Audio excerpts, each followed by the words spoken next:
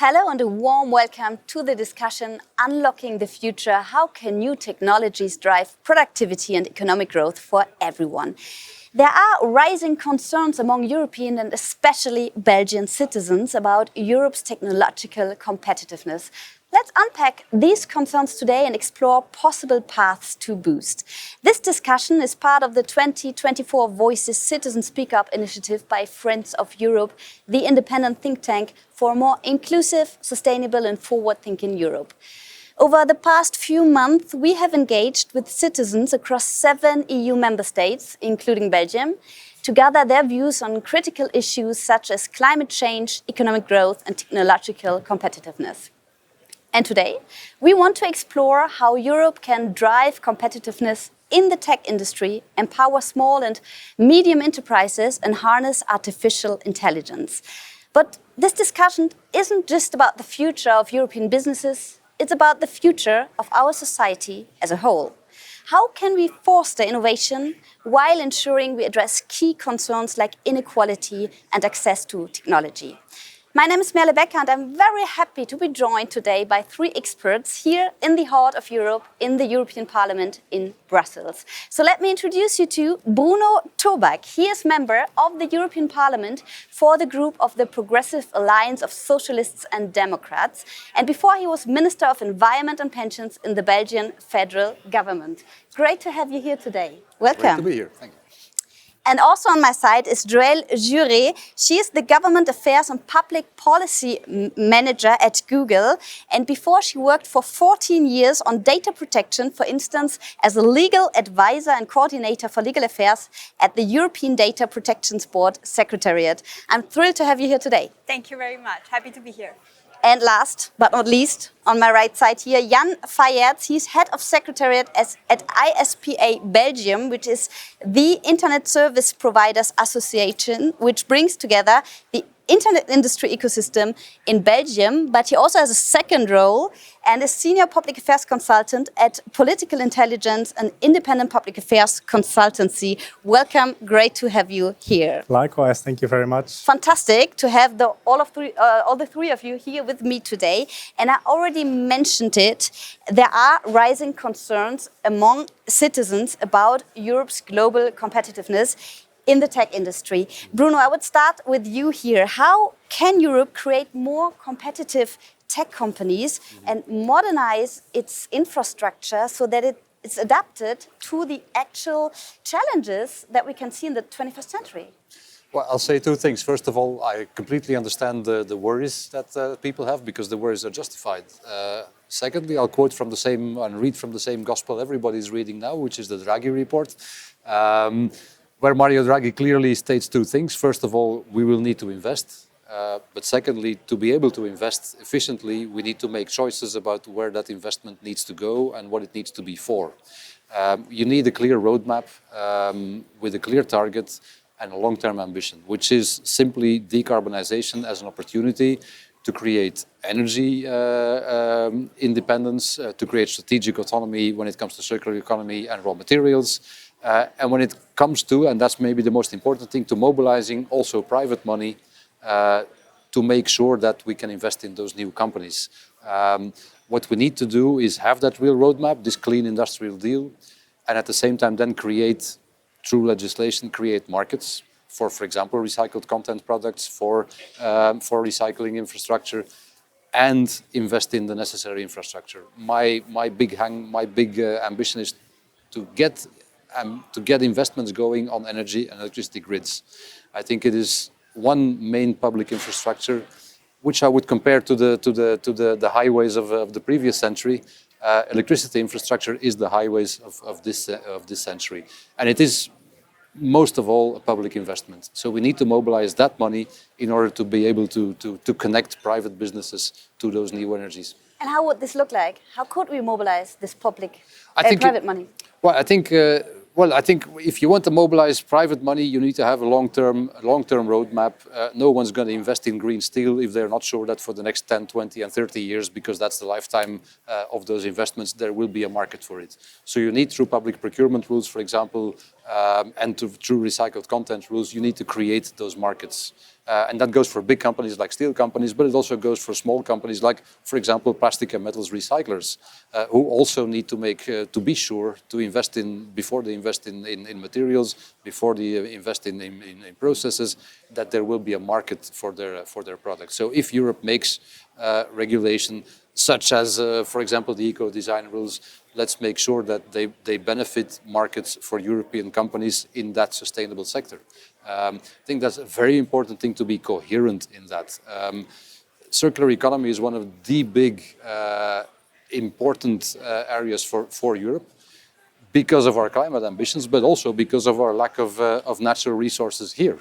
And we are not always very coherent in that. We talk about sending raw materials ambassadors to the four corners of the earth. At the same time, we keep exporting literally every day boatloads of e-waste, of scrap metal, of aluminium, of cars that are literally full of those precious raw materials to be recycled elsewhere and then buy it back. So I think we need to be a lot more coherent in that to make sure that companies can invest and know that they are investing in something that we will be carrying into the future. So a roadmap to a circular economy in Europe to give some security to private investors. Yes, I think we have that roadmap. It is in many parts of what is the Green Deal and which should become the Clean Industrial Deal. We actually have that roadmap. We have been working on it for the last 5 years. A lot of it is on the table. It needs to be implemented right now. We don't have to review all those targets right now. We have to make sure we reach those targets, because a lot of them, when you talk about 2030, a lot of them are just around the corner, and they need investments right now. But to do that, you need to make sure and explain to and show to investors that you're going to be there for the long run and not going to be reviewing every 2 or 3 years after an election. So you say we've got the roadmap already? Definitely. And we just need to implement it. So what needs to be done now so that we can still reach at least some of the goals till 2030? Well, I think that I was very happy to see, for example, last week, Stéphane Séjourné and Teresa Ribera visit the steel factory in Ghent, the Mittal factory, to really make it clear that we will stick to that Green Deal roadmap, to that decarbonization roadmap, and that we want to invest in that we want to have a parallel investment of European funds and private investment that go in the same, that can be synchronized in the same direction to make sure that we get there. We need, if you want to know in the short term for the steel industry, I think we need to have a look at protecting our borders better, both from what's going out and what's coming in. And we need to make sure that they have clarity and predictability on our European investments in, for example, electricity grids, and that is a public investment. You need to have that money, be it through Eurobonds, be it through mobilizing national money, or through funding mechanisms for electricity infrastructure that are already in place. So we got what we need. We just need to keep the energy and the motivation high. To energy is a very nice way of putting it. Yes, we need to be very careful, because in Europe we have kind of this tendency of trying to protect what we have, and of course the whole lobbying machine is always stronger on the side of those that already have. And when it comes to subsidies, you see a lot of money going to the top predators, if I can call them like that. But the top predators are usually the existing older industry. And if they can go along for the ride towards the future, I'll be very happy to. But if they cannot, we have to make sure that we are not financing future industrial archaeology and dinosaurs, while there are young gazelles that have a big future waiting for money and screaming for money, but just not getting access to it. So we've got to adapt for the future. Joël, when you're hearing that, would you agree? Is this what Europe needs right now, or do you want to add on anything? I think it's very interesting, because I know the 2 points that are extremely interesting from our side is, first of all, sustainability, because we know that technology creates a lot of waste. And so we are very conscious about that, and we do invest in cleaning energy. So I think that this is also something that we can meet Mr. Tobat on. We also think that, and that I think you alluded to that, but I'm not sure. the fact that you wanted to have investment in Europe, you also need to have security and predictability. That's what you mentioned, right? And I think that this comes also with laws that are well done and not creating, over-regulating stuff to make sure that what we have is still applicable to the context we have, not creating overlaws that would once contradict the one that are already existing, and maybe adjust the one that are not anymore in the right shape for the current timing, right? So I think that very interesting. Yeah, thank you. Jan, you have this small and medium-sized enterprises glasses on, let me put it like this. What would you say, what role does technology play in supporting those? And what do we need? What do we need? That's a very good question. Well, I think technology, in any case, plays a crucial role in not only supporting SMEs, but as a consequence, also boosting the European competitiveness. Because, SMEs make up 99% of our total business. I mean, they make up 99% of businesses in Europe, and they also employ about 2/3 of people here. So you see the consequence there. And technology is a lifeline for SMEs to drive innovation, to become more efficient. So it's really necessary to give them a competitive advantage. And I think 3 elements are very important to tackle in making SMEs more competitive. The first one is digital infrastructure, and I can maybe use the analogy of a big logistics company. They want to export a lot across Europe, but there are no roads there. Well, the analogy is a bit the same for digital infrastructure. I think The Economist even made the argument that in the 21st century, digital infrastructure is like trainways were in the Industrial Revolution.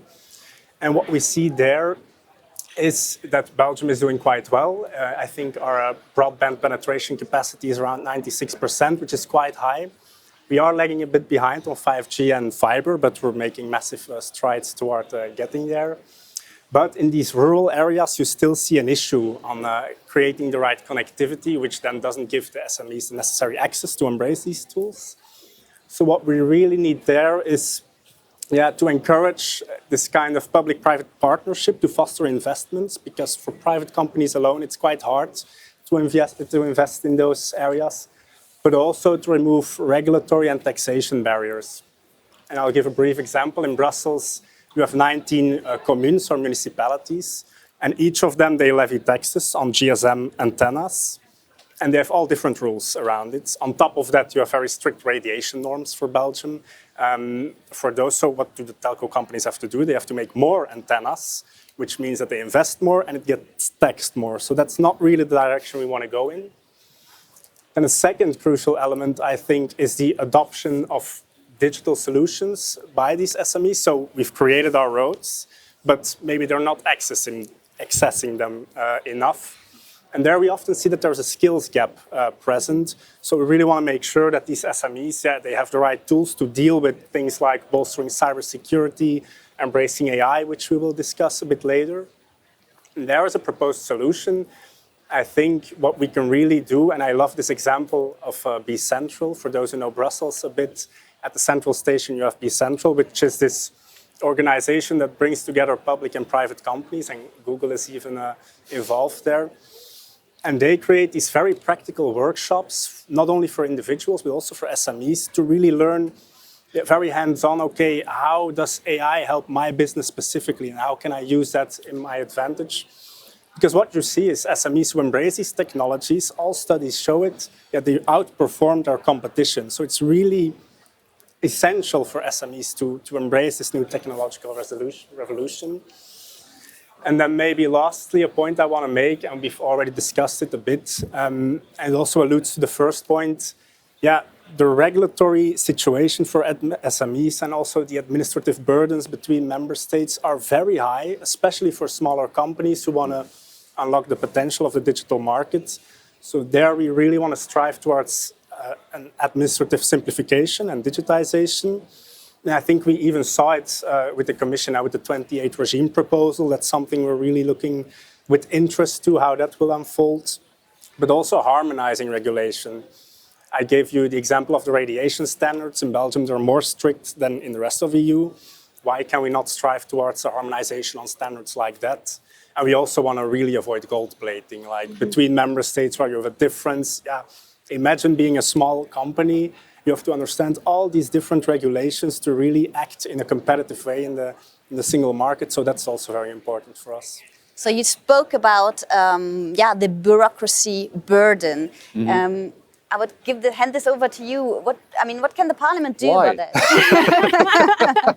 You seem like the right person. Okay, well, of course, there's different ways of looking at it. Where I completely agree is that, especially if you're a smaller company, the more you have a unified single market, the easier it becomes. Because a lot of the administrative burden is not necessarily European. It is the fact that we have 27 different administrations with 27 different rules and different applications of certain European standards. So I think that what's been happening the last couple of years, which is a move away from directives and more towards regulations which are uniformly applicable, I think is a very good step in the right direction. It's not going to solve the problem right away, but it's a very good step in the right direction. What we need to really tackle at the European level is the silo legislation, where every department, every area, every DG has its own, often in the same area, in the same field, the same more or less rules, but with different kinds of procedures. I think that is health for SMEs. It's not about deregulating. It's about regulating efficiently. And I think what is even more important for smaller companies when we talk about European funding is that very often the application procedures for European funding, be it loans, be it grants, be it guarantees, is a very formatted procedure where if somewhere along the line you make a mistake, you get thrown back all the way back to start. Which is it's really designed, tailor-made for the top predators with a legal department of 100 people to do an application, not for the small, even for a 50 employee company that wants to get into that process. It's very discouraging, and that kind of simplification I'm very much in favor. It's not about deregulating, because again I think we actually need to regulate a lot more uniformly on the European level than we are doing today, but in a more transparent and efficient way. Joël, Yeah, what's I coming fully to your agree mind? with what you just said. I just wanted to state that we think regulation is important. We just think that good regulation is even more important to have. And what I was mentioning right before is exactly that you have what you just mentioned, regulation per DGs. Like, we know already how difficult it is to get a regulation with 27 member states agreeing on something, right? Then you have different regulation per DGs, but then you also have contradicting disposition in each of these regulations. And when you have to apply all that together, it's like you don't know what to do, you know? So I fully agree that we support regulation, for sure. We just need to have very good and efficient regulation. And when you just heard from Jan the struggles SMEs have when it comes to new technology, what would you say, what can SMEs learn from big tech companies? Yeah, absolutely. And we do what we can to help them, that's for sure. And especially what Jan mentioned about Be Central. So we have a training program for SMEs to help them to thrive into the new digital world. And we try to help them with digital tools and also skills that they need to grow. But we also see that the ecosystem as it is, and specifically also because you mentioned in EU, but also in Belgium, we have a lot of SMEs. It's like a full ecosystem of SMEs, and we see that they struggle. So it's true that I think that helping them getting skilled with the new digital world and ecosystem would be a plus for them to improve the work they do. And Jan also mentioned artificial intelligence. Yeah. I mean, we have it all over. We're speaking about this the whole time, I think. But there's a lot of potential coming from artificial intelligence, but we also know there are a lot of concerns, especially when it comes to job displacement, or we spoke about skills, reskilling of the workforce. Yeah. What should Europe do to maximize the plus side, the positive side of AI, and to still work on the concerns, on the risks that AI might bring? Yeah, well, I think that the concern of job displacement has to be recognized, because I know that a lot of people are fearing about that. The way we see it, and you won't be surprised that we are an AI first company, so we support the potential of AI. We wanted to have them help people she as would much. say that. Yeah. So you see,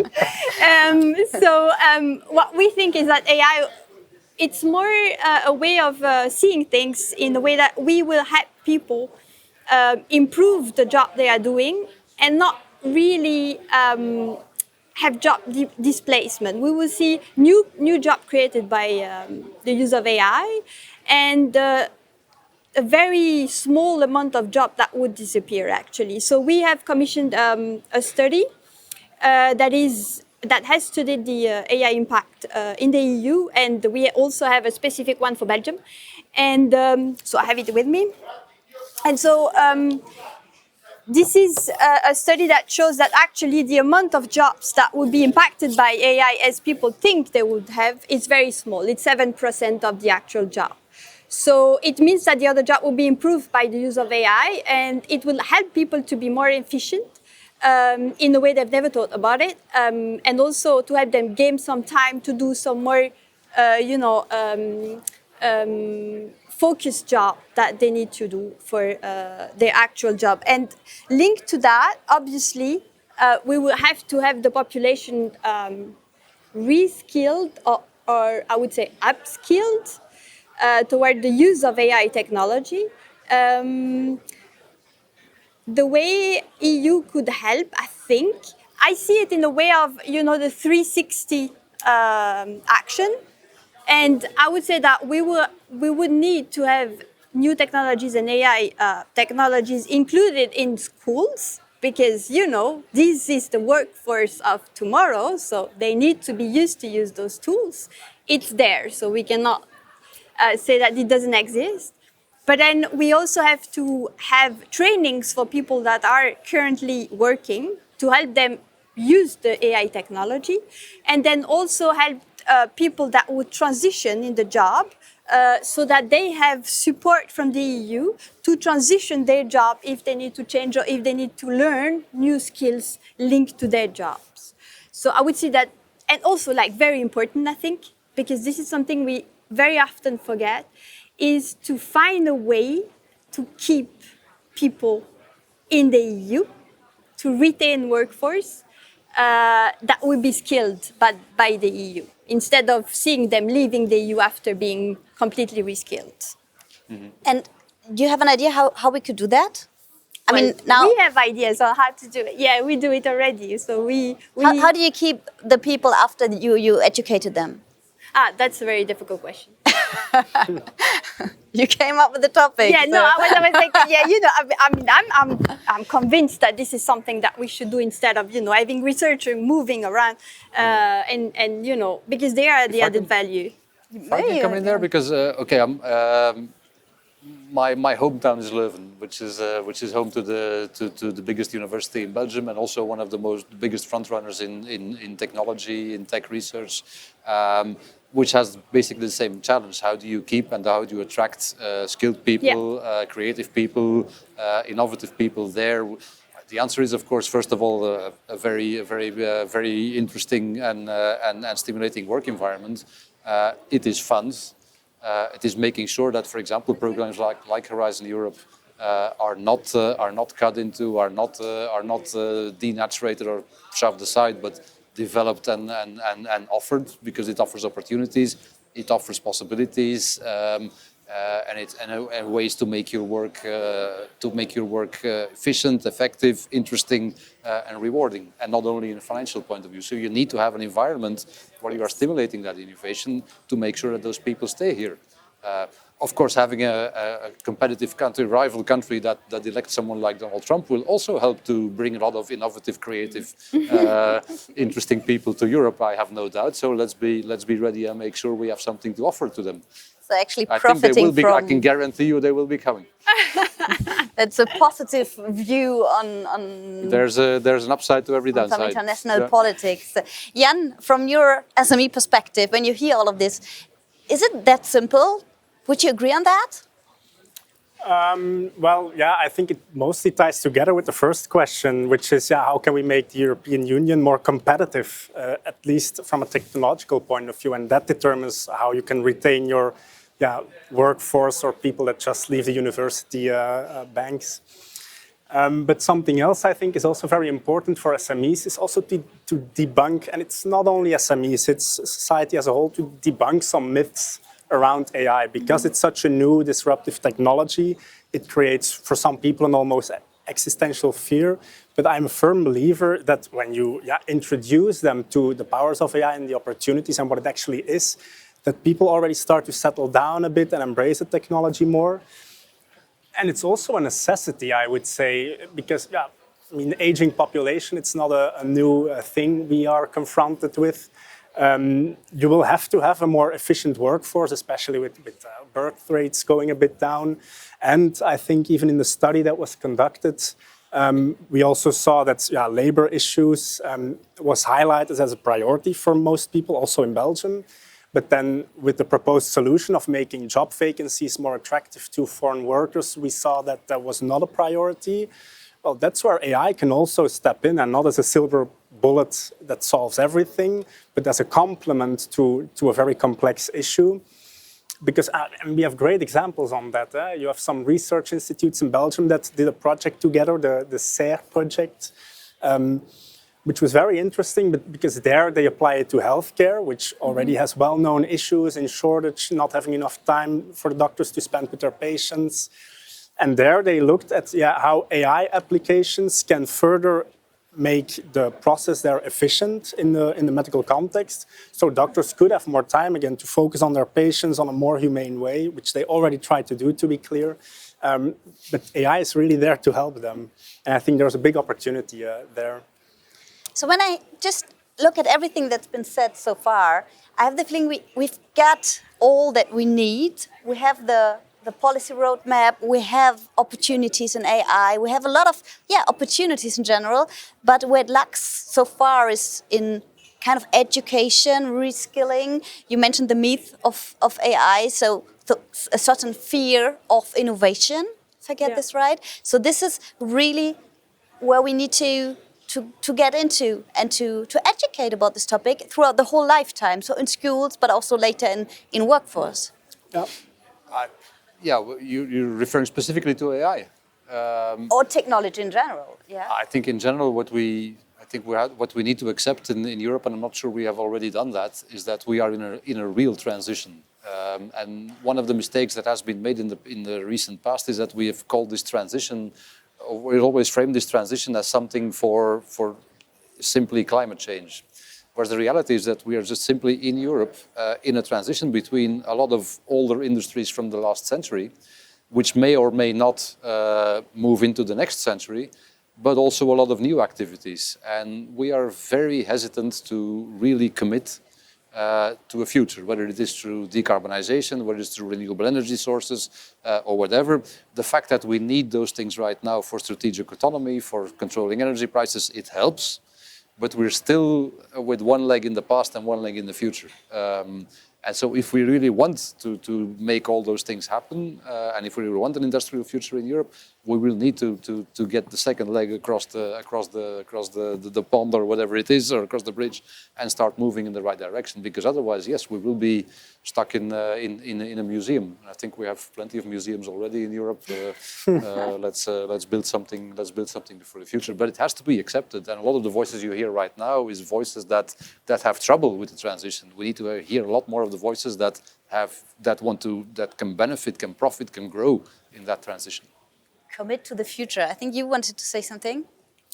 Well, not specifically, but sure, I can go ahead. No, I think it's also very important that we, as a tech sector, and that goes hand in hand with the government, that we also show why these applications like AI are so useful and what potential they have. And it's, of course, also a bit of a communication aspect that we have to reassure everyone, like, okay, look, AI is here to stay. It has great applications. We're not blind for the risks, but let's embrace it instead of shy away from it. And that ties together very well with the And at the same time, regulate it a bit to make sure we don't take too many crazy risks. I'm also pretty happy that Europe is also leading the way in making sure that we regulate those risks from AI, like profiling, because one of the big, I'm neither a believer nor a skeptic, but we do have to be clear-headed about it. One of the problems with AI right now is that you get a lot of standardized answers. And standardized answers can be very practical, can save you a lot of time in mind-numbing work. But at the same time, it can create a very big risk if they set new standards that come into life without everybody noticing it and then being followed automatically. So you have to think and really be careful about the computer says no scenario. Everybody knows that one. And I'm glad that Europe has also been clear-headed in that and pushed forward the regulation. We are world leaders in that. So looking back on the question of this debate, what do we need to drive economic growth through new technologies in Europe to make it competitive internationally? If I dare to sum up what we just said, is like we need lifelong learning and education for the whole society. We need to commit to the future, to the transformation. We need to embrace it, this transformation, but we still need regulation. Maybe a bit more easier to understand. Harmonized regulation. Thank you so much, Bruno Tobak, Jan Fayet, and Joël Juré. Thank you so much for your insight. That was really a pleasure. And I think we could still talk for hours about this. There's so much to discuss. I would really like all of you to go on with this discussion. Just write in the comments, let us know what you think about it. Thank you so much for joining in. And I think it's clear that collaboration between policymakers, businesses, communities, public and private collaboration is so important when it comes to shaping a competitive and inclusive future, technological future in Europe. Thank you for joining in, and be sure to follow Debating Europe for more panels like this and continue the conversation online. See you next time.